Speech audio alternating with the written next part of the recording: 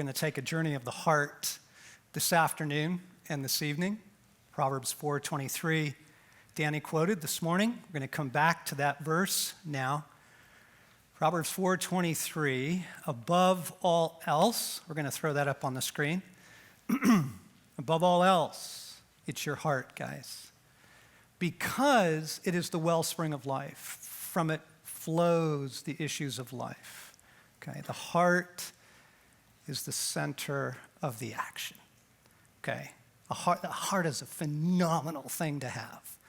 Because with a heart, you can love and you can fall in love. With a heart, you can laugh.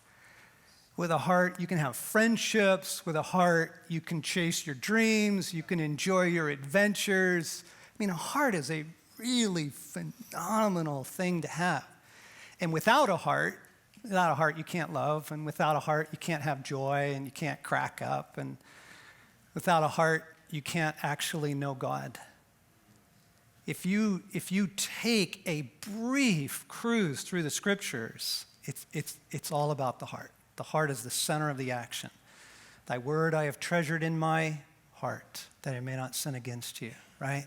Trust in the Lord with all your heart.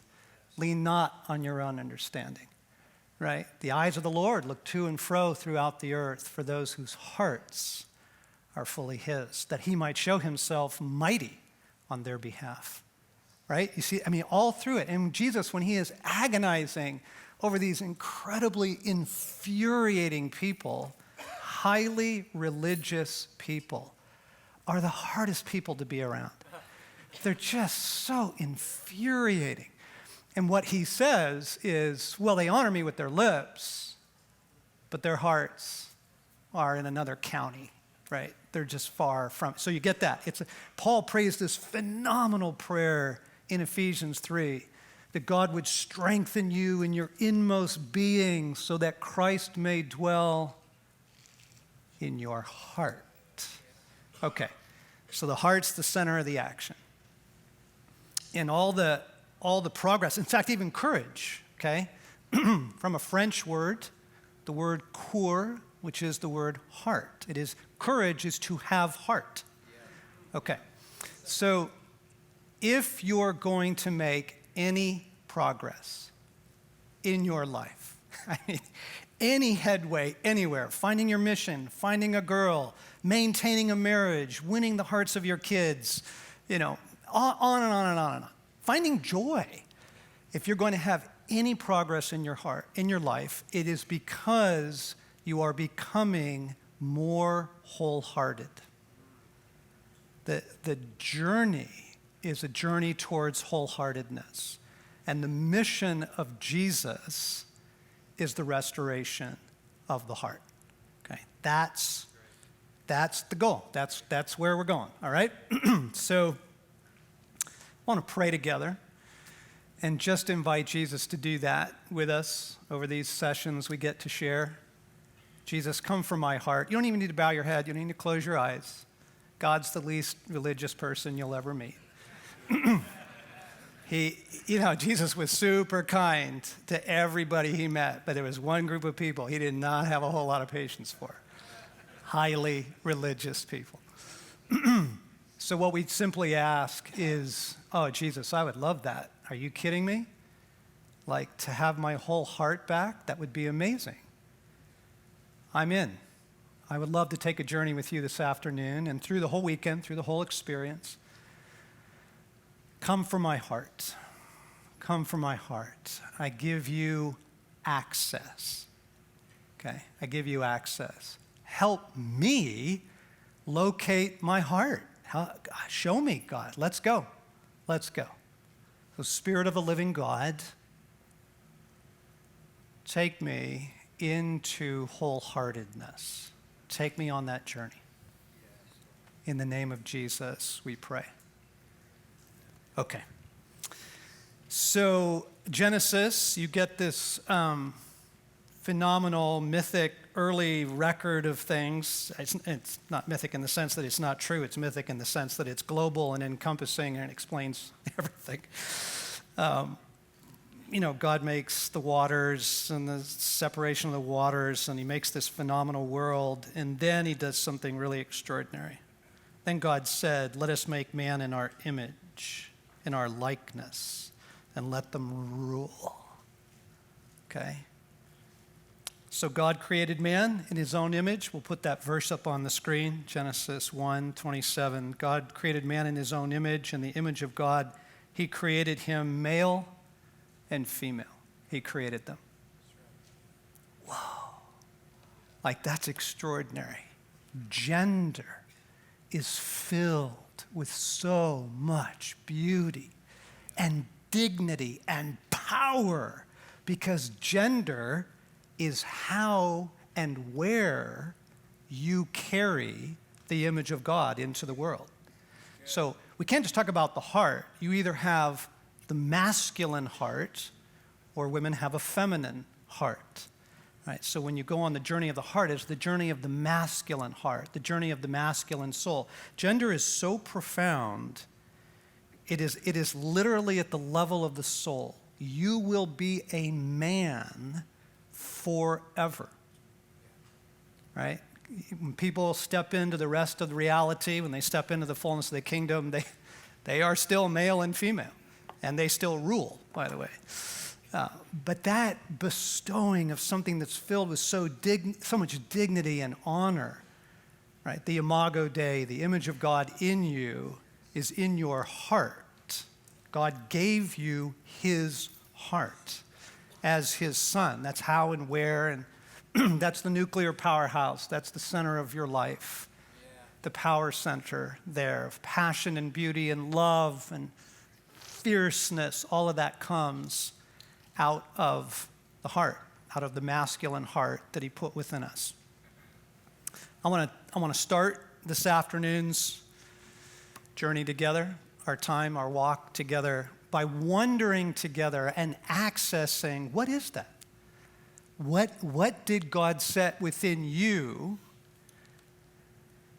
uniquely in your masculine soul? Because as Danny said this morning, he said there's a calling we all share together. We are men here on the earth in this hour.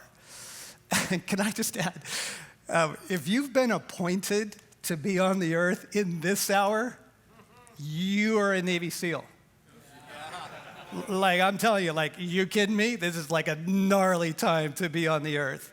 We'll get into more of that later and why that is. But like, wow, we share this calling to carry the image of the heart of God into the world in our masculinity, in the masculine soul. Okay, but then there's things that God put within you very uniquely. Each man in this room has such a unique story, such a unique set of passions and questions and wounds, and all of that. So we have a commonality that stretches across time and space, and then there's a uniqueness to the masculine soul in you, the masculine heart in you. And that's why you're here, right? You're like, oh man, I'd love more of that back. Like, God, what do you want to do in me to restore that image in me? I don't have this quote on the screen, but St. Irenaeus said that the glory of God is man fully alive. Is that killer? What? Like, most people have no idea what the gospel is. The gospel is the restoration of your humanity. It is the restoration of the Imago Dei, the image in you. It is a heart that has been made whole and set free, okay? So I hang around some pretty great guys. Some of them are my sons. I have 3 sons, raised 3 boys with my wife, Stacy, and they're now young men making their way in the world and beginning families of their own. They're mid to late 20s and entering their 30s. I want to show you just a reel of some footage. Let's ask the question, what did God put in the heart of men? What is that? What is that bestowing there what is the masculine soul? Let's play that first trailer, you guys.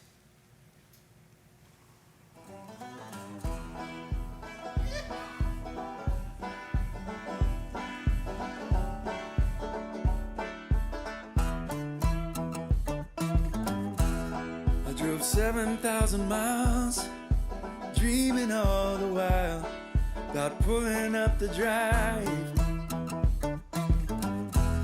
And it seems 100 days have come and gone their way since I have felt alive. I'm out here alone, I'm lonely for home, staring at your picture. I'm running a race to look for in your face. I wanna drink you in, sing our song, 'cause I've been gone too long, around the way. It feels so wrong. Doesn't take much. You just start seeing images and you're like, oh yes, oh yes, oh yes, right? Battle, adventure, beauty. Battle, adventure, beauty. These are things that are core to the masculine soul. And you watch that story unfolding in Genesis because God gives us this passionate, powerful, beautiful heart, sets us in the world to rule, and then things start going sideways, right? And there's battles to be fought, there's adventures to be lived, and there's a beauty to be loved really well. Right? That's Adam. Suddenly he finds himself in that situation, and that's every man's craving, that's every man's story. Battle, adventure, beauty. If you look at what men do with their free time, you learn a lot. If you look at the games little boys play, you learn a lot. Look at the video games that young men love and turn into bestsellers. You learn so much about the masculine soul. Look at what men dream about, what they daydream about, what you do, right? Will tell you so much about some of the deep things that God put within us together and God put within you individually, singularly. Battle, adventure, beauty, love, romance. Okay? Let's unpack that for a minute. Actually, I want you to do an exercise. We're going to do a number of exercises as we go through here. I want you to list very quickly without editing. So if you got something to write with, if you've got your little journal, do that. If not, you can do this in your head. And online, you can do this very easily. Favorite movies. Don't shout them out. Just jot them down for yourself. Favorite movies. List 3 or 4, 5, 6. Unedited, not prioritized, just favorite movies. What are your favorite movies? What stirs your heart?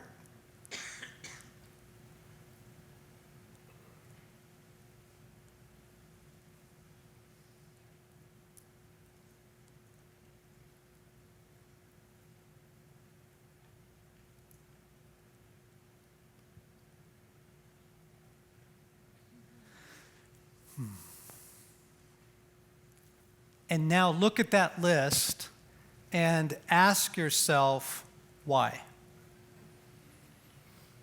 Why? Why those movies? Why do you love them? Jason, favorite movie? Just toss one out. Tombstone. Tombstone, why? Because of the Wild West and the justice it served. Wild West, adventure, right? Battles, and the justice thing. Yeah, somebody else, put your hand up. Endless summer, right? Exactly. That is actually eternity, by the way. Yeah, I'm not kidding you. Is endless summer. Sorry for you guys who love winter. It's endless summer. Why? Why do you love endless summer? The surfing road trip film. Why? Right, coast of South Africa. Yeah, right? Look at him. He's gone. That's beautiful. What else? Somebody put your hand up. Movie. Yep. 300. Why? Battle, brotherhood, unity, right? You see that. Yeah, you see that visceral response to it. Let me have another. Castaway. Fascinating. Why? He rescued himself. Yeah. Right. He had to rise up. He rescued himself. He had to rise up. He had to come through. Okay? We're going to get back to that. That's huge. Yes. Oh, come on. Dun, dun, dun, dun, dun, dun, dun. Last of the Mohicans. Why?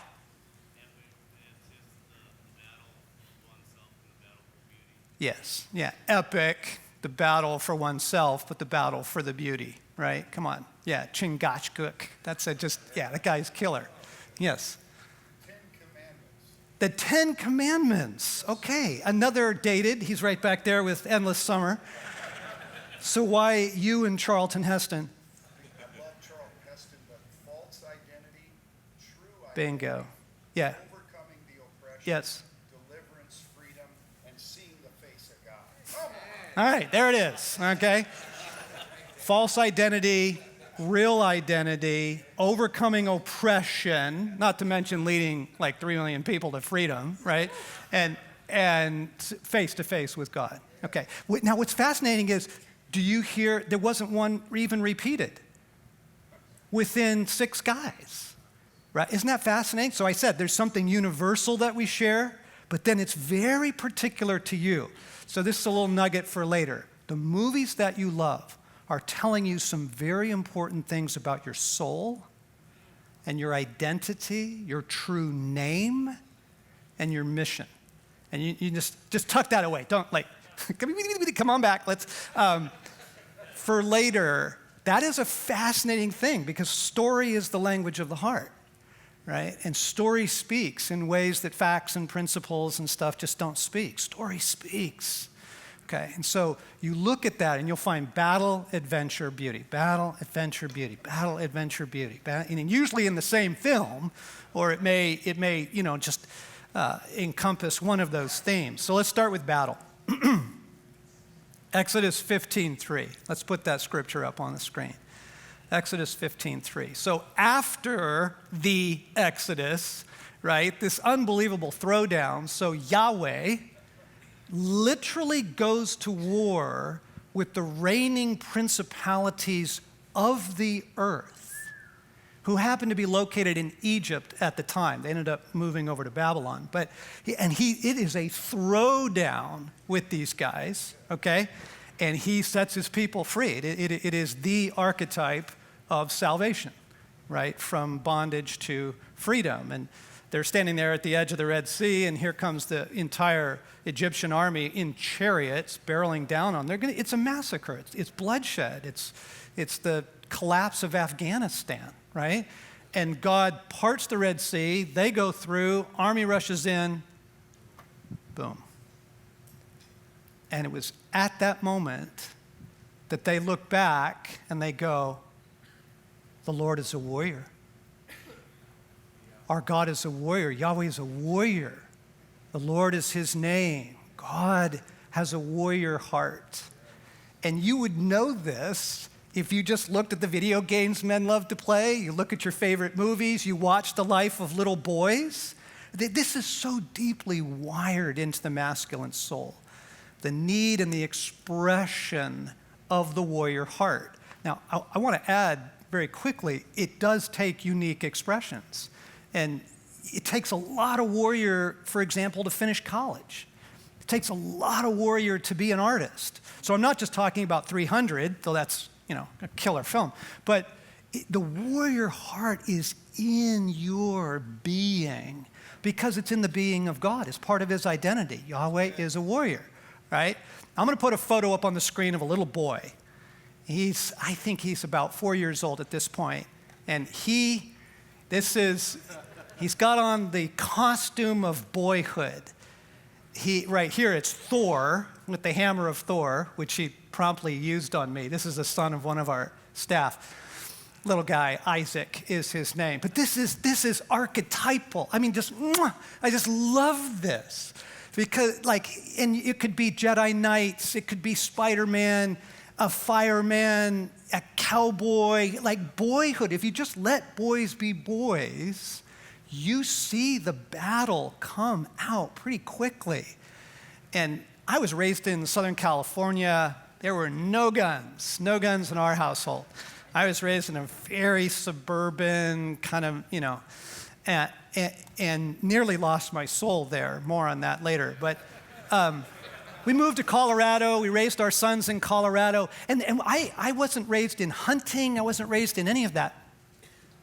My sons would chew their graham crackers into the shape of handguns at the breakfast table and then do. You know, I mean, you just can't make this stuff up. It is so deep in there.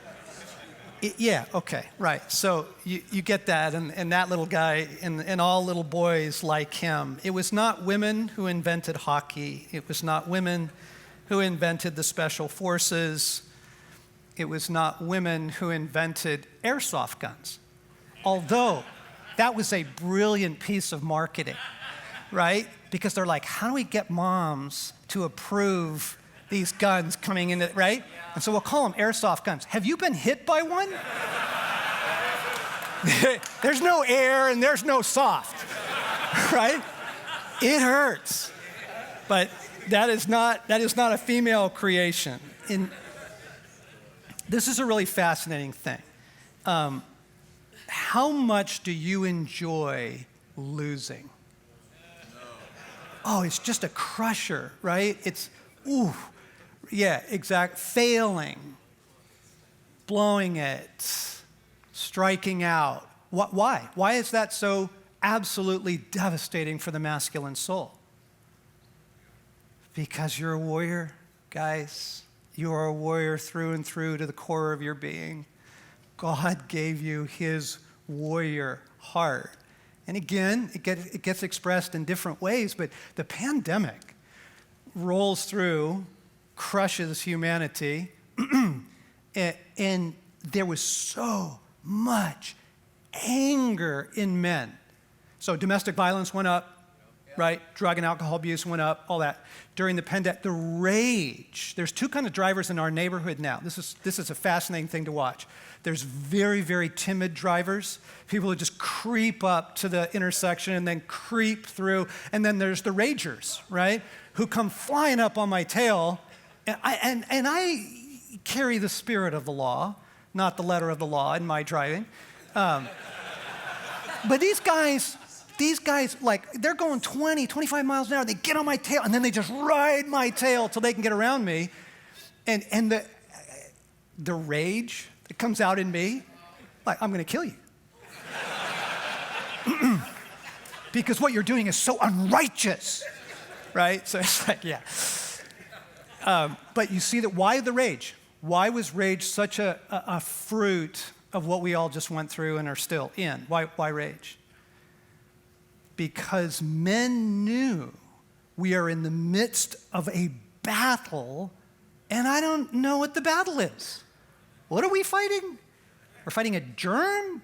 We're fighting politics? We're fighting mass? Like, you can just feel the no, kind of thing in you, and then it just gets all ugly, right? And you get last November and all that, The rage in men, you can't deny the warrior heart in you.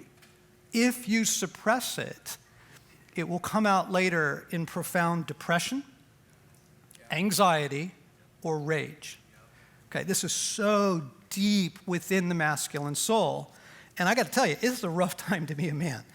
This is a rough time to be male for a whole bunch of reasons. One was the fatherless crisis that Danny was talking about. The other is just massive cultural confusion about gender, about masculinity, and then you got men who are really screwing it up out there and giving masculinity a bad name, so then we need to get rid of masculinity, all that. It's a tough time to be a man, okay? So let's admit that. And that's why God gave you a warrior heart. God gave you a warrior heart because everything you need in this life, you're going to have to fight for. Amen. You will. You will have to fight for your friendships. You have to fight for your church. You're going to have to fight for your marriage. You'll have to fight for your kids. You have to fight for your calling, your career, everything you want. That's what. How do you train warriors? You put them in war. Like, there's just no other way to get that done. This isn't textbook. This is live, and you are in it right now, okay? But the world we live in right now is very emasculating to boys. Very, we're trying to take the warrior heart away from them. Don't be loud, don't be rowdy, don't climb on that, don't get so high, don't go so fast, right? Don't be so, male, right? And so, all that stuff, higher levels of psychopharmaceuticals on boys and that sort of thing, than little girls in public education and all that. I mean, and then the other part of it that makes it really rough to be a man actually is because of what happened to Jesus and to Jesus in the church. That Jesus, Dorothy Sayers says, we have declawed the Lion of Judah and made him a house pet for pious old ladies.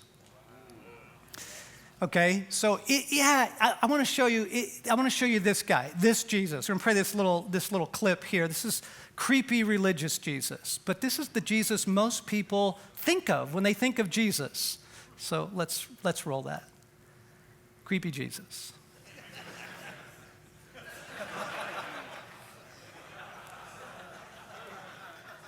It's like, don't let this guy in your children's program, Wow, and this, because it's the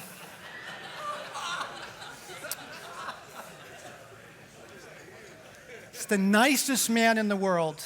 He's the nicest man in the world, that Jesus, right?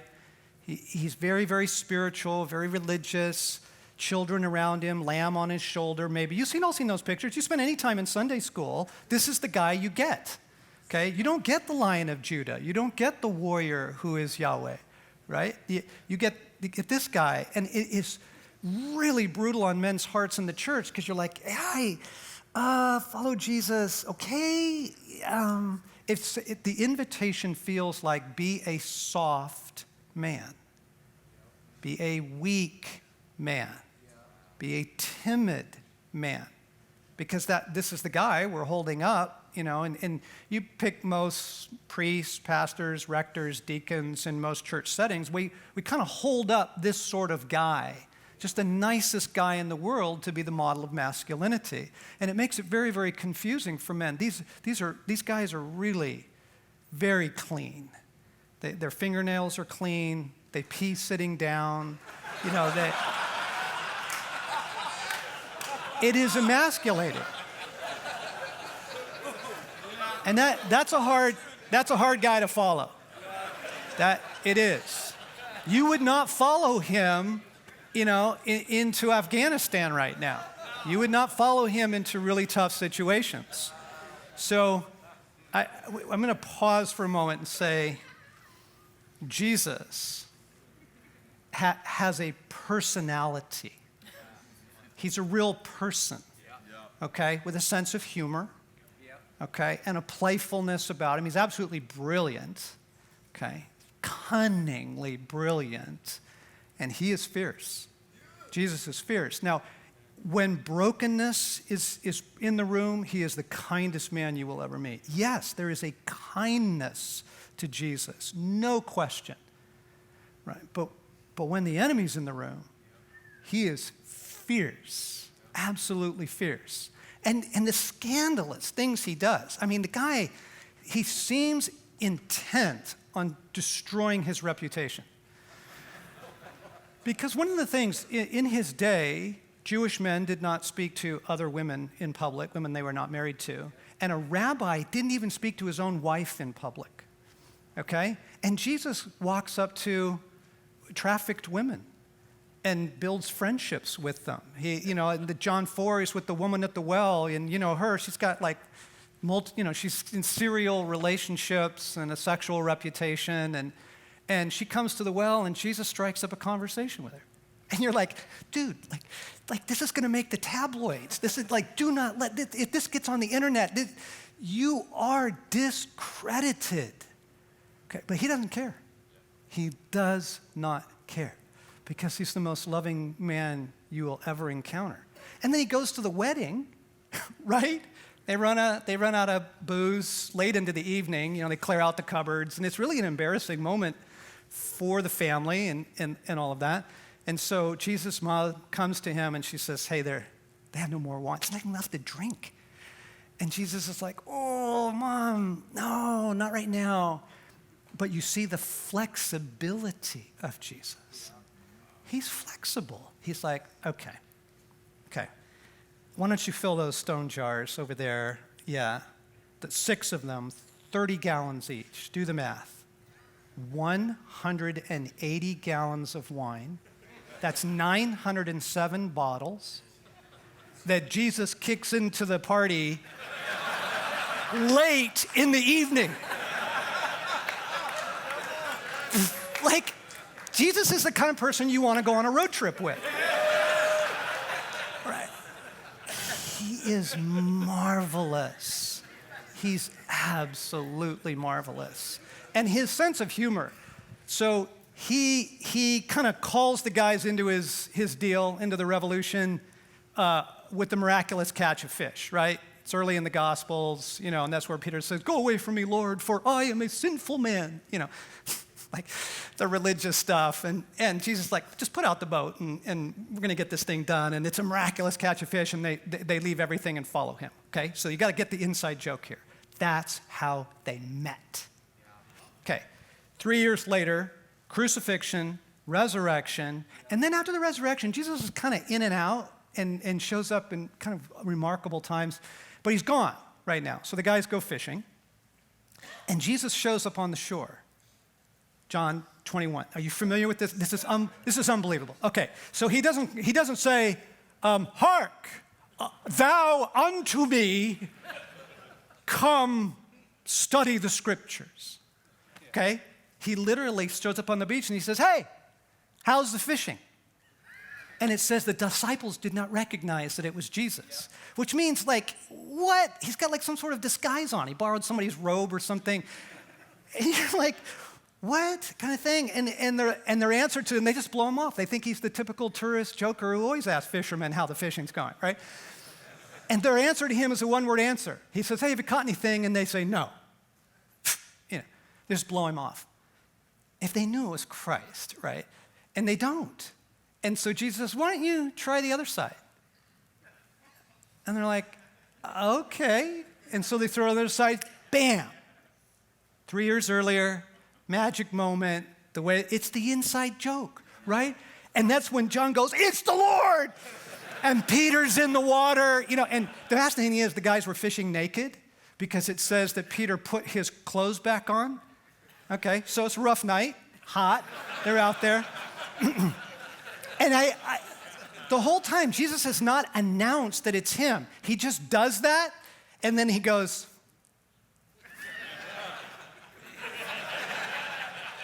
and they come. Jesus is phenomenal. He's phenomenal. Okay, this is a man whose company you will really enjoy. Okay, and he is the least religious person you will ever meet. All right, so it's not that guy. It's the warrior heart. He's giving you the warrior heart. He's giving you a heart for adventure, battle, adventure. Because you watch the story of Genesis. The Imago Dei is bestowed, gender at the level of the soul. It's so powerful.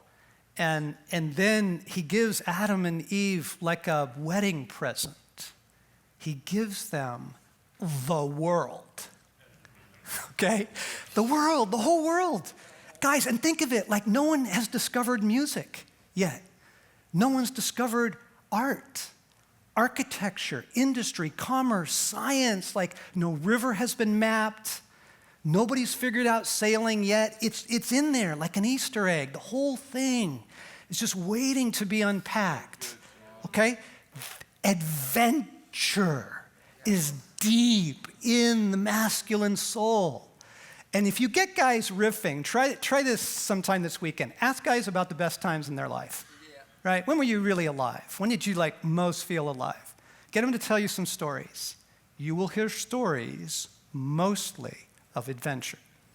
Okay? Because it's adventure tests us, it shapes us, it calls us out.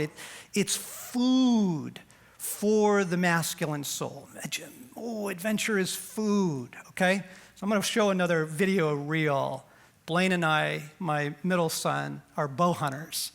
And we got this phenomenal opportunity to go up into the Northwest Territories a couple years ago and bow hunt caribou, okay? I just want to run this adventure reel as you're thinking, what are the adventures that make me come alive?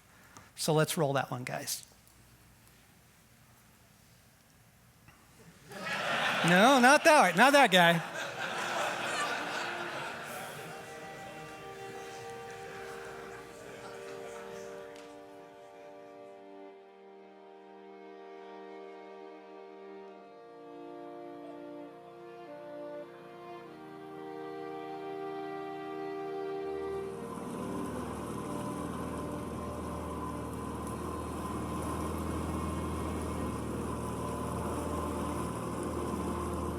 We are near the Arctic Circle.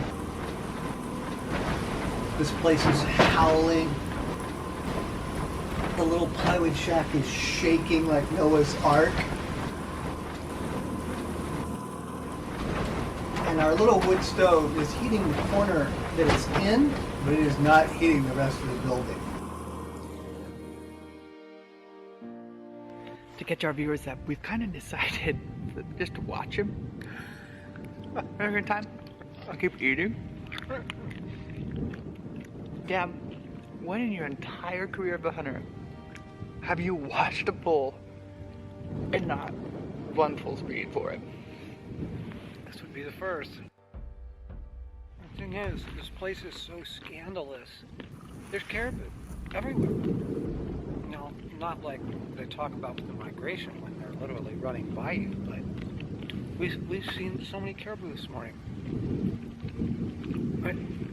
It's a magical place, actually.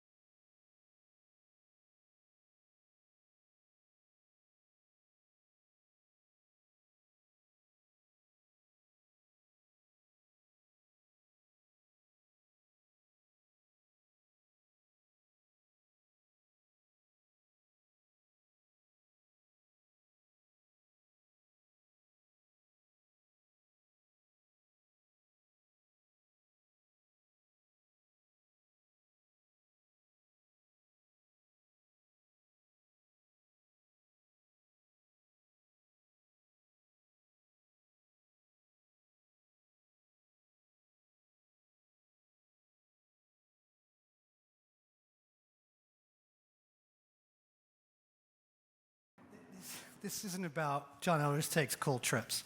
This is about your longing for adventure.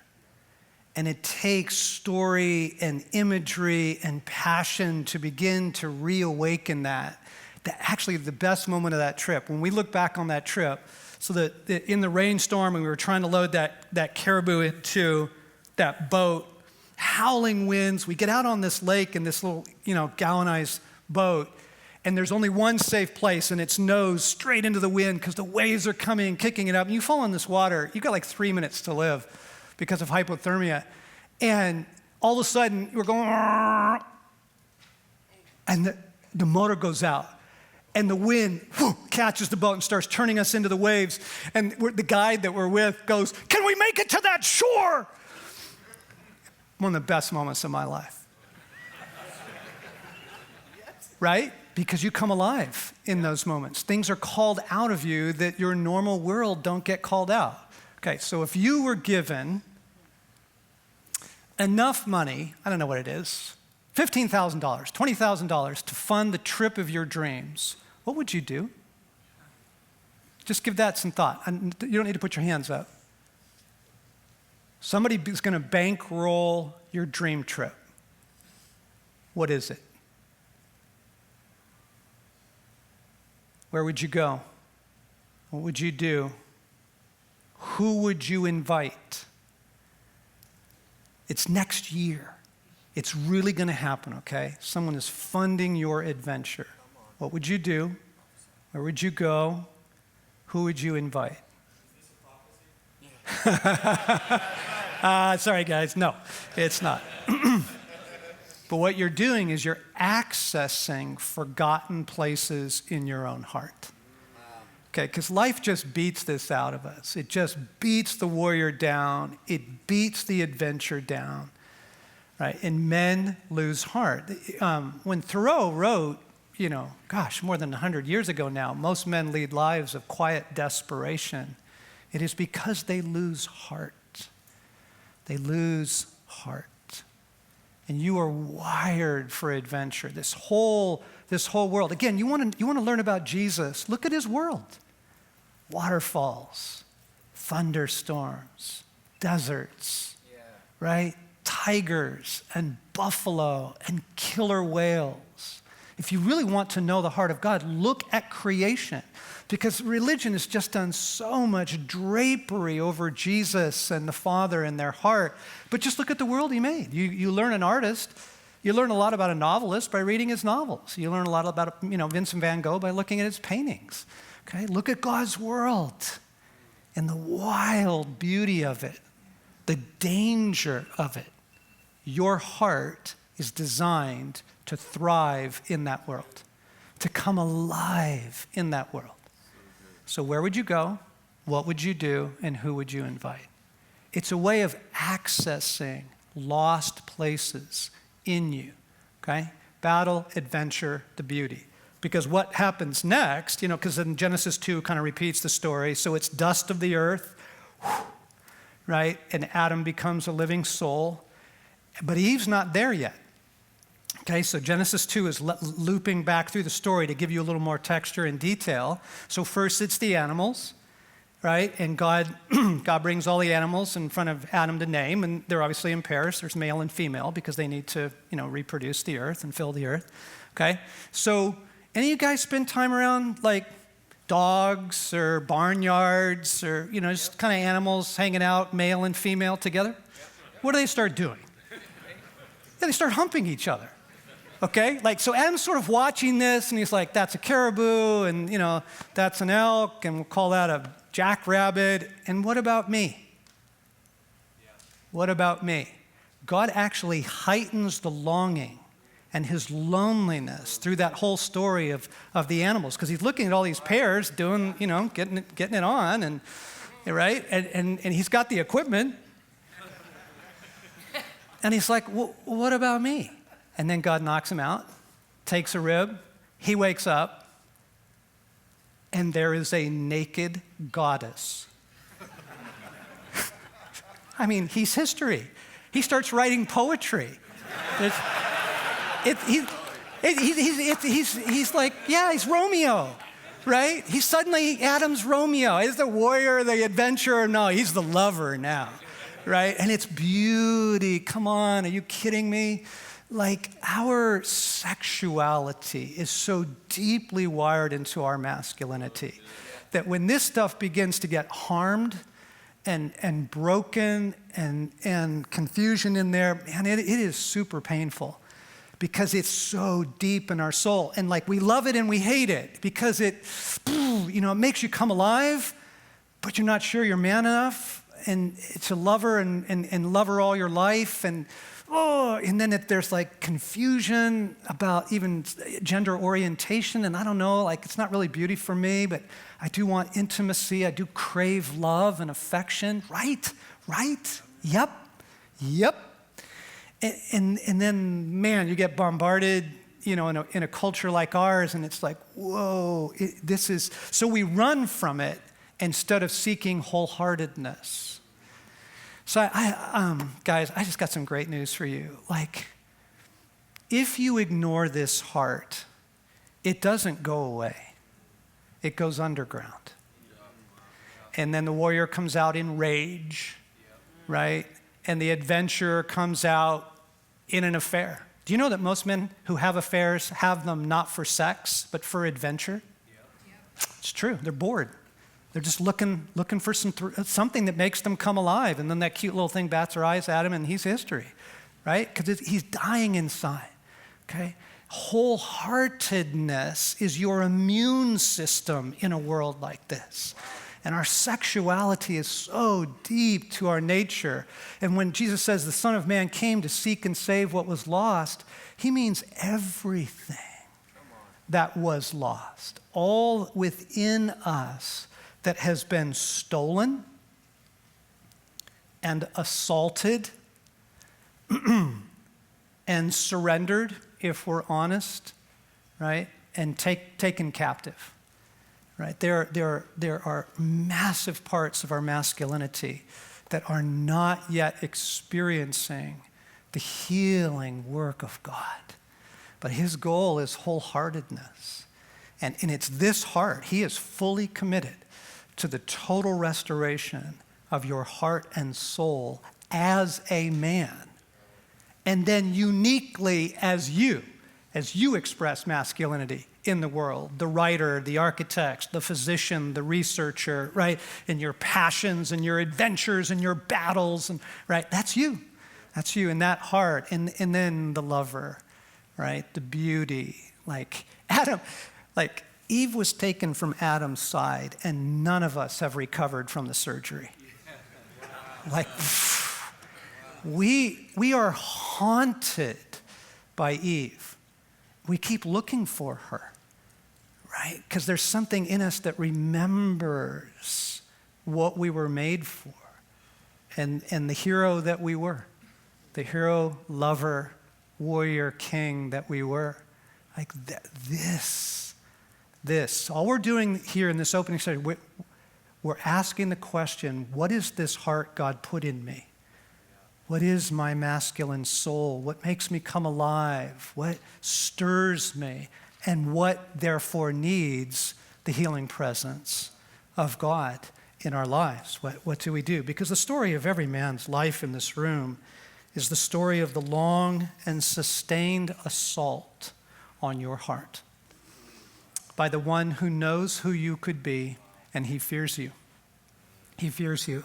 And so if the assault has been particularly ruthless in your life, what that means is that you are particularly dangerous. And there's just been this horrible assault on your heart to shut you down.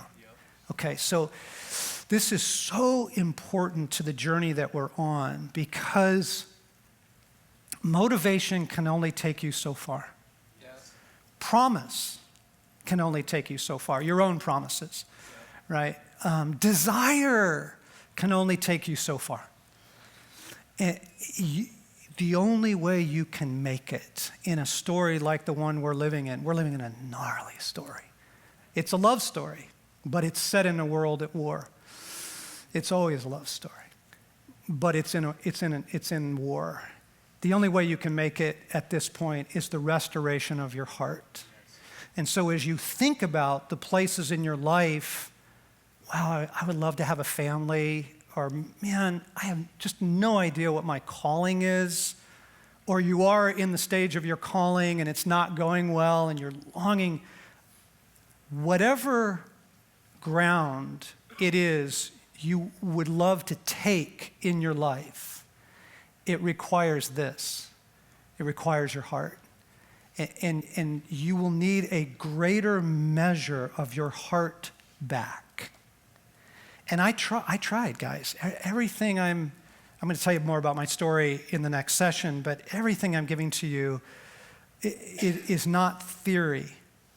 I've been a therapist for 30 years. I've worked with thousands and thousands of men, but I just know my own story. And I can tell you the discipline doesn't work. Discipline's important. Discipline it won't see you through. It just won't. And it won't see you through a tough marriage. It won't see you through cancer. Okay? That you need something more. You need that powerhouse that God put in the center of your being. You need your whole heart back. And the offer of the gospel is the restoration of your heart. That is what Jesus came to do, okay? More on that this afternoon. We'll unpack all of that. But what we're trying to locate here is that you are his son. You have his heart. You have the heart of Yahweh in you. You have the heart of Jesus in you. I guarantee it. I promise you. And then you have it very uniquely to you. Very uniquely to how you express adventure and love and beauty and battle in your soul. That is the gift. And then David says the most phenomenal thing. He says all kinds of unbelievable stuff in the Psalms. Reading the Psalms is reading David's journal. And it's pretty candid, okay? You get a real look at what is the inner life of a warrior king like. Well, read the Psalms, okay? Psalm 119, here's what he says. We're going to put this scripture up. This is the last scripture for this time. He says, I run in the path of your commands because you have set my heart free. If you tasted that, if you knew that life, you would give everything for it. You would sell everything for it. Because everything else in life depends on that. You have to get that back, right? God's not here to put your heart in a cage, to shut you down and just make you a good boy, okay? He is here to set your heart free, to give you wholeheartedness. Jesus has beautiful, trafficked women, broken, with not clear sexual boundaries, throw themselves at his feet, okay? And he's good. He's good. Like, I don't need that. I'm not going to abuse you. I'm not going to take from you, but I'll love you. And I'll invite you into a pretty wild story if you're interested. Like, he's wholehearted. He's well. And it's what enables him to navigate praise and criticism. He's the same guy. Crowds are cheering. The next minute they're calling for his head, right? And he's just the same guy. He's true. There is a trueness to the being of Jesus that he can just navigate this pretty messy world because he's wholehearted. And he would love to do that for you.